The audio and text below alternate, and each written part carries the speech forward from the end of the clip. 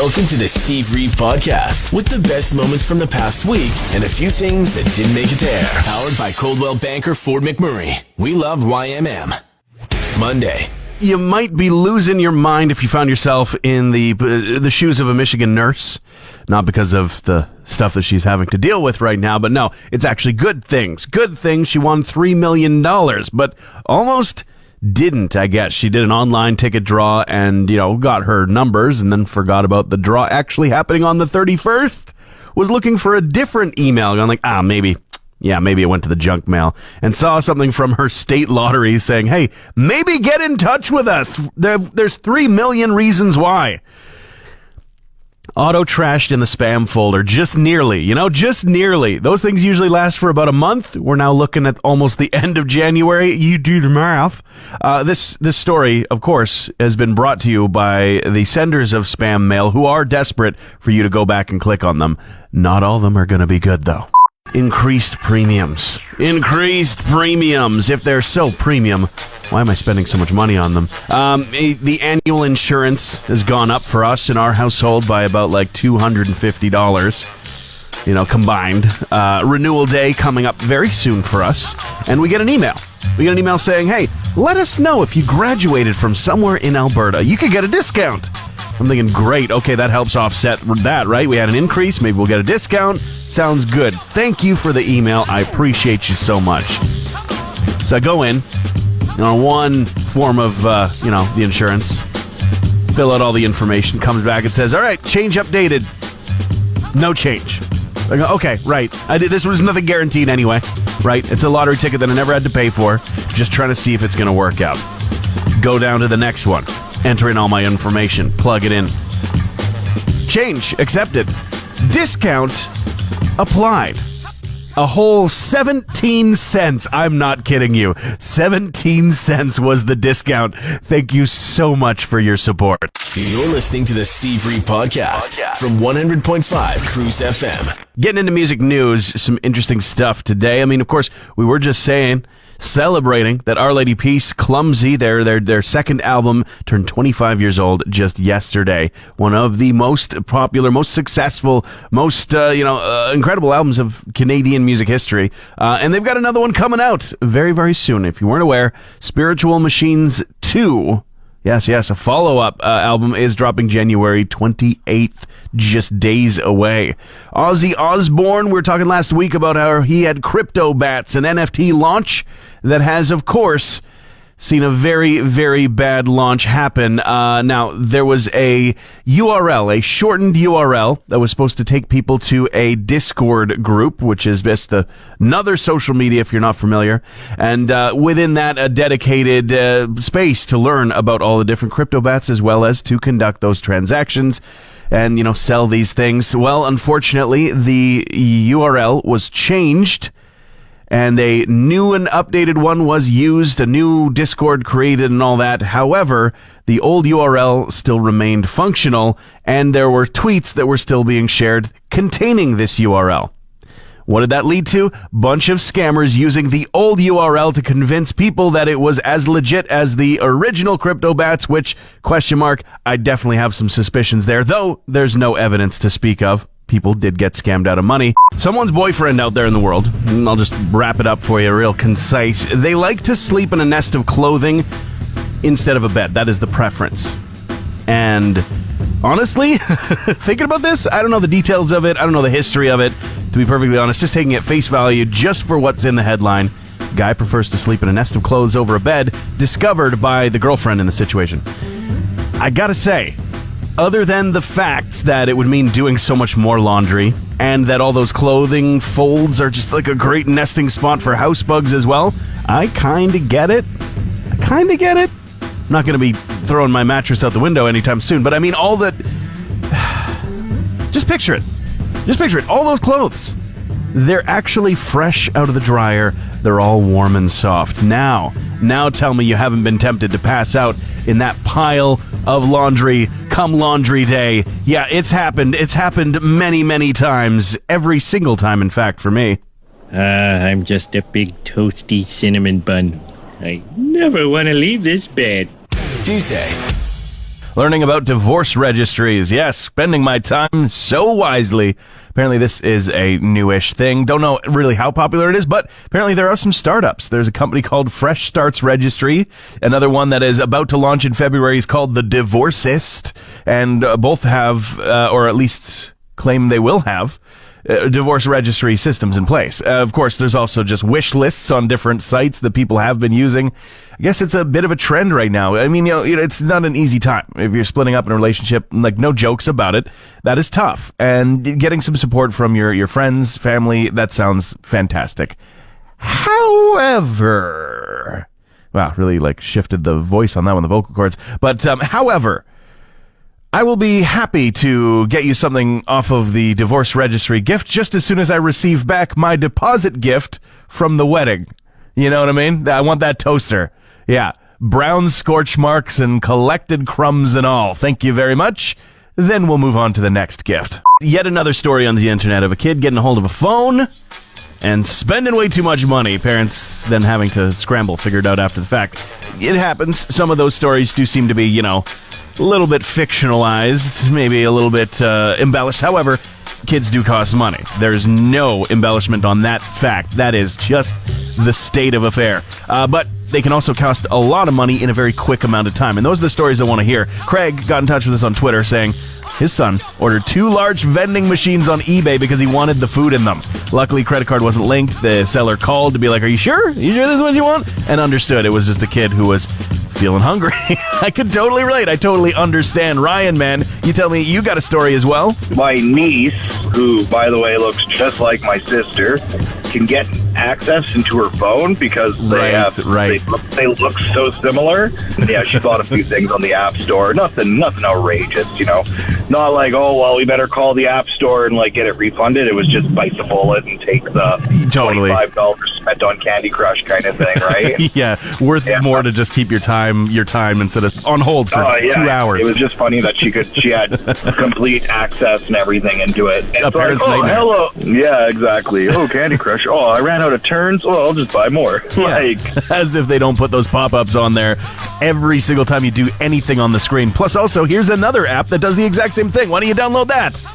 I get it. I totally do. Thank you so much for the call, Ryan. Thanks for the comment, Craig. Let me know. Has your kid ever cost you a windfall of money at like the drop of a hat? No fun. Still probably a good story, though. Pearl Jam going to record a new album coming out. Yay!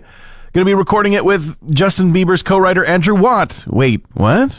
Okay, honestly, no, not knocking it. I'm sure the guy's very, very talented, and they are planning to hit the studio between tour dates on their Gigaton tour. Most of the time, you kind of see the formula with acts that they write on the road, sure, somewhat, but that they are focused on the performances, and then they get back into the studio after the fact, where they write and record while they're, kind of back at home. Not the case. We'll see. We'll see with more news coming from this as time goes forward. Sony Music specifically acquiring everything that Bob Dylan's got in his back catalog, a brand new deal, which has the Bob Dylan estate basically saying, glad that those recordings can stay exactly where they belong. And the agreement, which was from last year, finally announced officially today. Everything that Dylan's got from debut album to the final one going to be on that system, worth millions of dollars, of course. And meanwhile, John Lennon and some Beatles memorabilia is going to be released as NFTs. Womp womp. This is all from the son of John Lennon, Julian Lennon, the eldest son, and the estate behind these new sales of non-fungible tokens with pieces of memorabilia from the personal collection of John Lennon from his solo career as well as from the Beatles. Just have to say, Julian, I know that life can't have been easy. However, money I don't think has ever been too hard considering the amount of royalties that must be coming in. So I don't know. I don't know if I like this cashing in. Maybe just sell them instead of NFTing them. Wednesday. Every single time there's an Olympic Games, every 2 years, or if it's offset, as we know it can happen sometimes, 2 years, give or take. But it's always about the condoms, isn't it? There's always a story that comes out about the condoms. I mean, it's kind of like a running thing, and I think a smart thing that the International Olympic Committee, as well as the, host city, nation, whatever, that they supply these, devices to those athletes that are coming on in and are all crazy up with the high adrenaline and dopamine going nuts, and they're with other people with high stamina, like-minded, driven, obsessive people. I mean, you just do the math, right? But at the Beijing Olympics, of course, it's still a pandemic, and there are still some, restrictions that are going to need to be adhered to. They're encouraging, of course, distancing. You got to keep your distance from people. Celebrations are going to happen, but they're saying limit things like high-fiving and hugging in the same breath as, hey, here's your condoms, right? So there's a bit of a disconnect. I get why people are finding this so funny, myself included. Sex with no hugging? I think that probably sounds like some people's ideal Saturday night. Especially if you're not likely to see them for the next 4 years, right? By the way, the Olympics do start next week.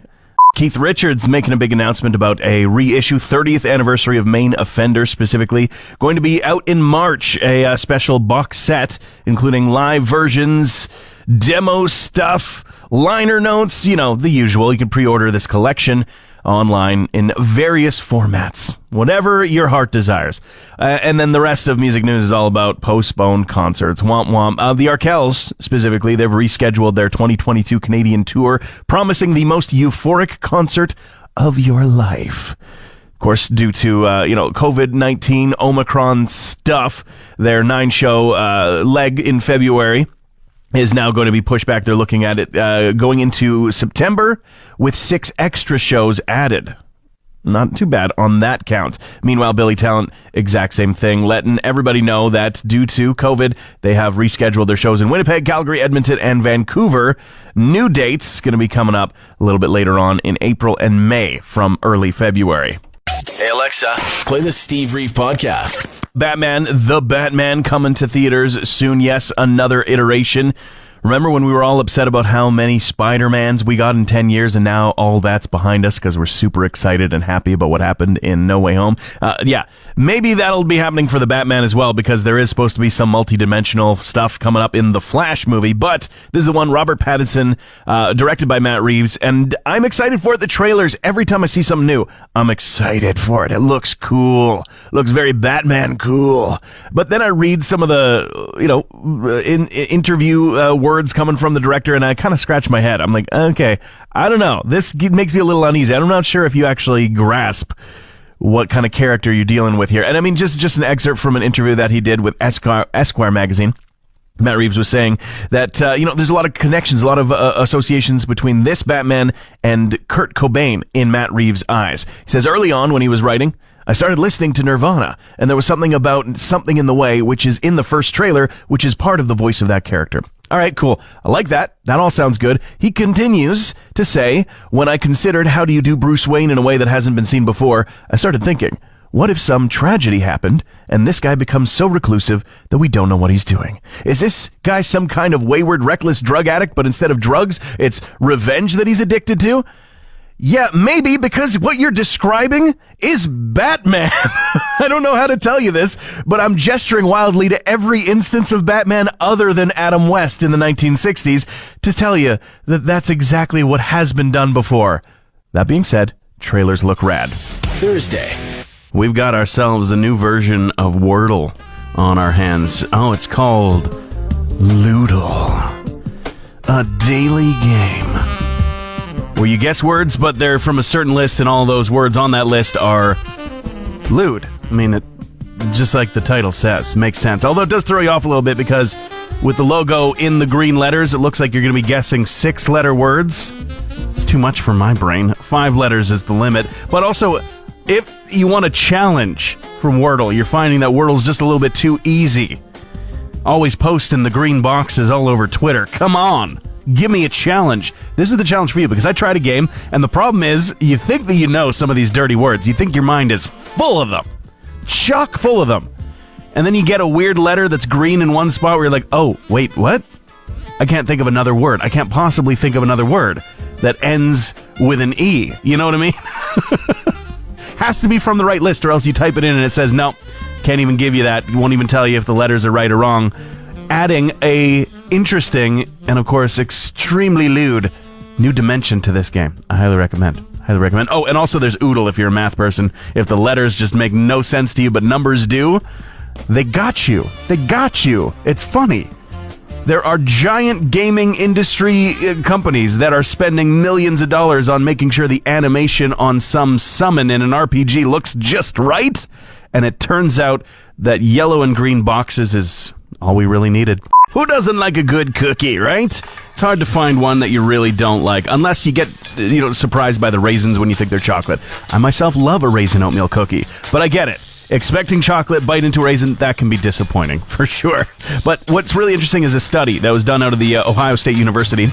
And, small sample size, only 120 participants, for sure. But still, what they did was they put these people in front of 3 plates, and on each plate was an identical either cracker or cookie.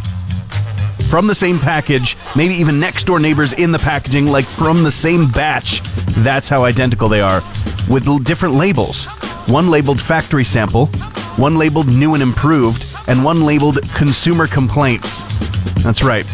And wouldn't you know it, the one labeled consumer complaints tasted the worst. Oh my God, it's almost like what other people think influences what we think, and we don't even realize it. Yeah, confirmation bias is extremely, extremely real, but doesn't mean that it's actually real, These cookies were identical, and had you not worried about what other people thought about them, could have just enjoyed them free from the outside bias.